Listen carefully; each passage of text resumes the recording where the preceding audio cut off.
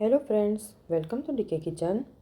આજે આપણે બાળકોને પસંદ આવે તેવા અને ટેસ્ટમાં પણ ખૂબ જ સરસ એવા ચાઇનીઝ સમોસા બનાવવાના છીએ, જે એકદમ સહેલાઈથી બની પણ જાય છે. અને આ સમોસા તમે બાળકોને લંચ બોક્સમાં પણ આપી શકો છો. તો ચાલો કેવી રીતે બનાવવા એ જોઈ લઈએ. હવે એના માટે અહીંયા મેં 1 કપ કોબીજ લીધું છે, અડધો કપ કેપ્સિકમ અને અડધો કપ ગાજર લીધું છે. ગાજરને છાલ ઉતારીને આ રીતે મોટા મોટા કટકા કરી લીધા છે. હવે આપણે આ બધું જ વારાફરતી ચોપરમાં એડ કરીને આ રીતે ઝીણું ચોપ કરી લેવાનું છે. જો તમારે છીણીથી છીણવું હોય તો પણ ચાલે, તો તમે છીણી પણ શકો છો. આમાં તમે ફ્રેન્ચ બીન્સ પણ એડ કરી શકો છો. હવે આપણે તેમાં અડધી ચમચી જેટલું મીઠું એડ કરી દઈએ અને મીઠાને પહેલાં સારી રીતે મિક્સ કરી લેવાનું છે, જેથી વેજીટેબલ્સ સાથે મીઠું એકદમ મિક્સ થઈ જશે અને પાણી તેનું છૂટું પડશે. હવે આને આપણે 5 મિનિટ રહેવા દેવાનું. હવે આપણે 5 મિનિટ પછી જોઈએ તો પાણી એકદમ સરસ છૂટું પડી ગયું છે. તો હવે તેના માટે આ રીતે કોઈ પણ સ્વચ્છ કપડું લેવાનું અને પછી તેના ઉપર આ રીતે વેજીટેબલ એડ કરી દેવાના. નીચે તમારે કાણાવાળી જાળી રાખવાની અને નીચે વાટકી પણ રાખવાની, જેથી પાણી આપણું વેસ્ટ ન જાય. એ પાણીને પણ આપણે પાછળથી ઉપયોગમાં લેવાના છીએ. હવે આમાંથી બધું જ પાણી આપણે એકદમ સરસ નિતારી લેવાનું છે. એકદમ તમે પ્રેસ કરીને નીચવશો એટલે પાણી બધું જ તેનું નીતરી જશે અને વેજીટેબલ આપણા એકદમ સરસ કોરા થઈ જશે. આ જે પાણી નીકળે એનાથી તમે રોટલી પરાઠાનો લોટ પણ બાંધી શકો છો. હવે આ રીતે એકદમ પ્રેસ કરીને આપણે બધું જ પાણી નિતારી લીધું છે. તમે જોઈ શકો છો કે આપણું પાણી રેડી થઈ ગયું છે. તો હવે આપણે તેનાથી જ લોટ બાંધવાના છીએ અને આપણા વેજીટેબલ પણ એકદમ સરસ કોરા થઈ ગયા છે. તો હવે આપણે તેને 2 મિનિટ માટે સાઈડમાં મૂકી દઈએ અને પહેલાં આપણે લોટ બાંધી લેવાનો છે. હવે એના માટે 2 કપ મેંદો લીધો છે.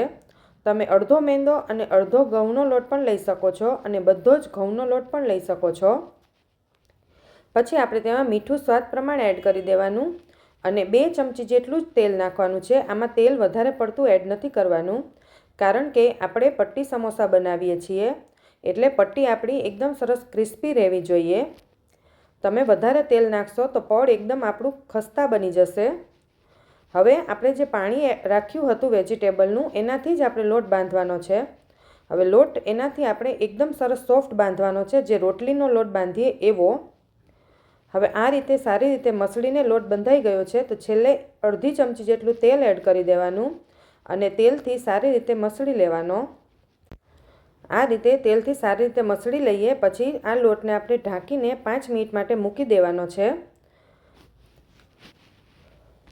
પછી 5 મિનિટ પછી જોઈએ તો લોટ આપણો એકદમ સરસ સેટ થઈ ગયો છે અને થોડો સોફ્ટ પણ સરસ થઈ ગયો છે. તો હવે તેમાંથી આપણે લુઆ બનાવી લઈએ અને પછી તેની આપણે રોટલી બનાવવાની છે. તો આ રીતે આપણે બધા જ લુઆ પહેલાં બનાવી લઈએ. પછી પ્લેટફોર્મ પર જ હું વણું છું. તમે પાટલી હોય તો પાટલી પર પણ વણી શકો છો. આ રીતે થોડો કોરો મેંદાનો જે લોટ આવે એ સ્પ્રિંકલ કરીને રોટલી પહેલાં થોડી નાની વણી લેવાની. મોટી રોટલી અત્યારે નથી વણવાની. બસ આટલી રોટલી વણીને આપણે તેને સાઈડમાં મૂકી દેવાની અને બીજી રોટલી વણવાની. એને પણ એટલી જ સાઇઝની વણી લેવાની. પછી તેમાં થોડું એવું તેલ લગાવવાનું, જેથી પડ આપણે છૂટા પાડવાના છે તો સારા એવા પડ છૂટા પડી જાય. આ રીતે બધે જ સારી રીતે તેલ લાગી જવું જોઈએ. તેલ લાગી જાય પછી તેના ઉપર થોડો કોરો લોટ સ્પ્રિંકલ કરવાનો અને પછી તેના ઉપર આપણે જે રોટલી વણી હતી એ મૂકી દેવાની અને એકદમ ખુલ્લા હાથે વણી લેવાનું અને તેની કિનારી પર ખાસ વણવાનું, વચ્ચે નહીં વણવાનું. આ રીતે એકદમ પતલી રોટલી આપણે વણી લઈએ. રોટલી આપણી એકદમ સરસ પતલી વણાઈ ગઈ છે. તો આ રીતે રોટલી વણાઈ જાય પછી આપણે તેને સ્લો ફ્લેમ પર આ રીતે કાચી પાકી શેકી લેવાની છે. હવે રોટલીને આપણે આ રીતે થોડી પ્રેસ કરીને કરશું એટલે રોટલી આપણી એકદમ સરસ ફૂલાઈ જશે અને પડ તેના 2 જ મિનિટમાં એકદમ સરસ છૂટા પણ પડી જશે. અને રોટલીને આપણે એકદમ કડક નથી ચોળવવાની, કાચી પાકી જ ચોળવવાની છે.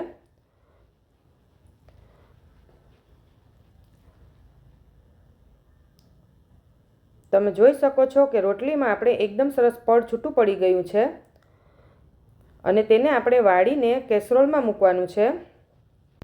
રોટલીને આ રીતે વાળીને આ કપડામાં આ ઢાંકીને મૂકવાનું, જેથી રોટલી આપણી કૂણી રહે. રોટલી આપણી સુકાઈ જશે તો પડ આપણા સારા નહીં બને. હવે આ રીતે ઢાંકીને રાખવાનું. ત્યાં સુધીમાં આપણે તેનું સ્ટફિંગ બનાવી લઈએ. તો સ્ટફિંગ માટે પહેલાં સોસ આપણે મિક્સ કરી લઈએ. તો 2 ચમચી જેટલો સોયા સોસ, 1 ચમચી જેટલો ચીલી સોસ અને 2 ચમચી જેટલો ટોમેટો સોસને એડ કરીને આ રીતે સારી રીતે મિક્સ કરી લઈએ. પછી આપણે કોઈપણ એક પેનમાં 1 ચમચી જેટલું તેલ લેવાનું છે. આમાં તેલનો ઉપયોગ વધારે નહીં થાય. પછી તેમાં 1 ચમચી જેટલા આદુ મરચાં એડ કર્યા છે.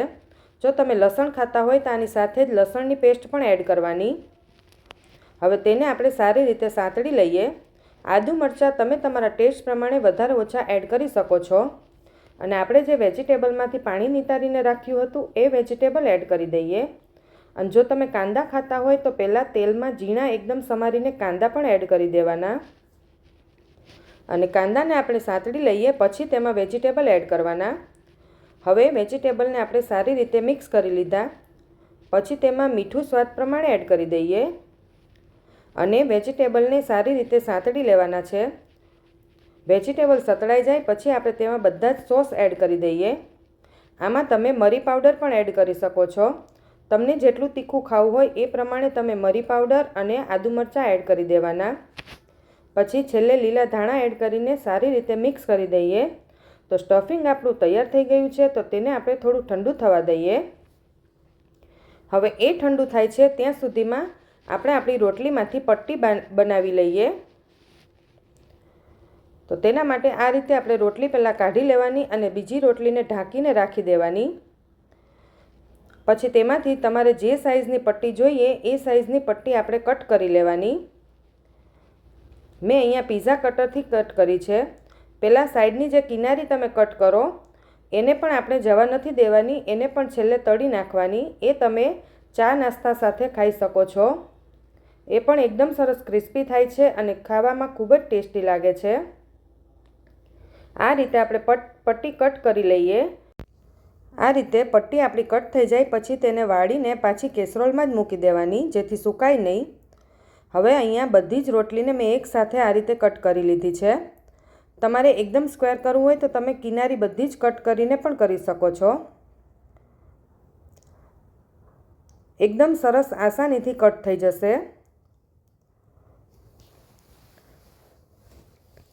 પછી આપણે તેને કેસરોલમાં મૂકી દેવાની અને પછી આપણે એક સ્લરી બનાવી લઈએ. તો એના માટે 2 ચમચી જેટલો મેંદો લીધો છે. મેંદામાં આપણે થોડું થોડું પાણી એડ કરતું જવાનું છે અને તેની આપણે થીક સ્લરી બનાવી લઈએ. એકદમ પાતળી પાણી જેવી નથી બનાવવાની, થોડી થીક રાખવાની છે. હવે સ્લરીને આપણે સાઈડમાં મૂકી દઈએ અને 2 પટ્ટી લઈ લઈએ અને 2 પટ્ટીને આ રીતે એક ક્રોસમાં ગોઠવી લેવાની અને વચ્ચે આપણે તેમાં થોડી સ્લરી લગાવી દઈએ, જેથી પટ્ટી આપણી એકદમ સરસ ચીપકી જાય. હવે વચ્ચે આપણે 1 ચમચી જેટલું સ્ટફિંગ મૂકવાનું. પછી આપણે તેને બધી સાઈડથી આ રીતે વાળતું જવાનું છે અને જે સાઈડ વાળીએ એ સાઈડ પાછી સ્લરી લગાવતું જવાનું, જેથી પટ્ટી આપણી એકદમ સરસ ચીપકી જાય અને આપણે જ્યારે તળીએ ત્યારે છૂટી પણ ન પડે. આ રીતે 4 સાઈડથી પટ્ટીને આપણે વાળતા જઈએ અને સ્લરી લગાવતા જઈએ. તમે જોઈ શકો છો આપણું એકદમ સરસ પોકેટ સમોસા તૈયાર થઈ ગયા છે. હવે આ રીતે સ્લરી લગાવીને તેને પેક કરી દઈએ. તો આ રીતે આપણે બધા જ સમોસાને પહેલાં તૈયાર કરી લેવાના. આ રીતે તમે સમોસા બનાવીને ફ્રીઝમાં પણ રાખી શકો છો અને બીજા દિવસે કોઈ ગેસ્ટ આવતા હોય ત્યારે પણ આ રીતે તળીને તમે આપી શકો છો. હવે આપણે તેને ગોલ્ડન બ્રાઉન થાય ત્યાં સુધી તળી લઈએ. ગેસની ફ્લેમ મીડિયમ રાખવાની, જેથી આપણું પડ એકદમ સરસ ક્રિસ્પી પણ થઈ જાય અને બળી પણ ન જાય. 2 થી 3 મિનિટ પછી આપણે સમોસાને કાઢી લઈએ. એનું પડ એકદમ સરસ ક્રિસ્પી બન્યું છે. આ રીતે આપણે બધા જ સમોસાને તળી લીધા. ઉપરથી લીલા ધાણા અને લીલા મરચાંની કટકી એડ કરી છે. તમે આ સમોસા સોસ સાથે ખાઈ શકો છો અને બાળકોને લંચ બોક્સમાં પણ આપી શકો છો. તો તમે પણ ઘરે જરૂરથી ટ્રાય કરજો.